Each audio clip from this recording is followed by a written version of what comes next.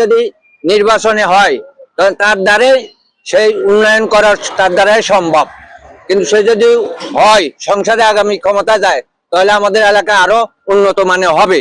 আগামীতে ইনশাআল্লাহ আমরা দানের শীষে ভোট দিব। আমাদের এনি ভাই ভালো, এনি ভাই এলাকা উন্নয়নে কাজ করে। সদর 3 আসন প্রার্থীর মধ্যে 2 জন, একজন রেজাউল করিম, একজন শহীদুদ্দিন চৌধুরী।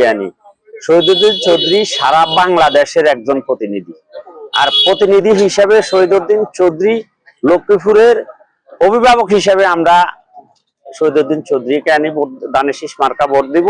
শহীদুদ্দিন চৌধুরীর মতো আর একজন দ্বিতীয়বার বিকল্প আর কোন লোক প্রার্থী আসবে না। আর দীর্ঘদিন 17 বছর সে লক্ষ্মীপুর পরিচালনা করছে। ক্ষমতা 2 বার পাইছে, এমপি 2 বার হয়েছে। 2 বার হওয়ার পরও সে কোনো উচ্ছৃঙ্খল রাজনীতি করে নাই। সে সামাজিকতা এবং ভদ্র স্টাইলে রাজনীতি করছে। সে কখনো কোনো সন্ত্রাসী রাস্তা না সে লক্ষ্মীপুরে দেয় নাই।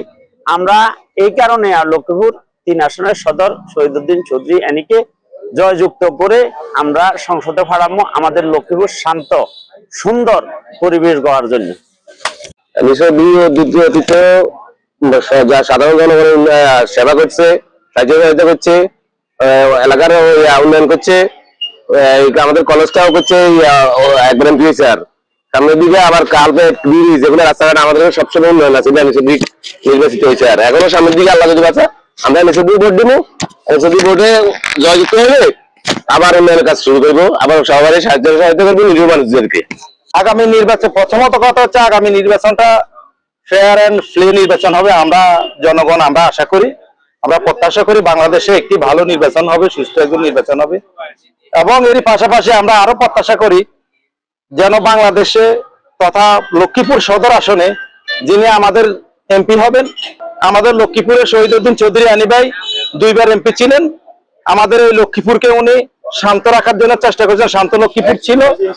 এবং উনি ছাত্রদল থেকে, ছাত্র রাজনীতি থেকে উঠে আসা একজন মানুষ, অভিজ্ঞতা সম্পন্ন মানুষ।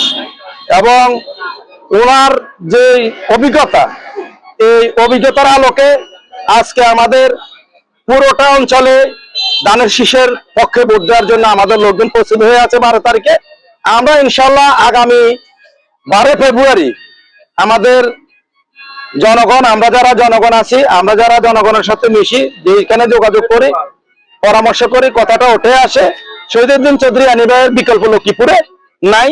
অতএব আগামী 12 তারিখ নির্বাচনে লক্ষ্মীপুর সদর 3 আসনে আমরা ইনশাল্লাহ আশা করি শহীদুদ্দিন চৌধুরী আনি ভাই বিপুল ভোটে নির্বাচিত হবে।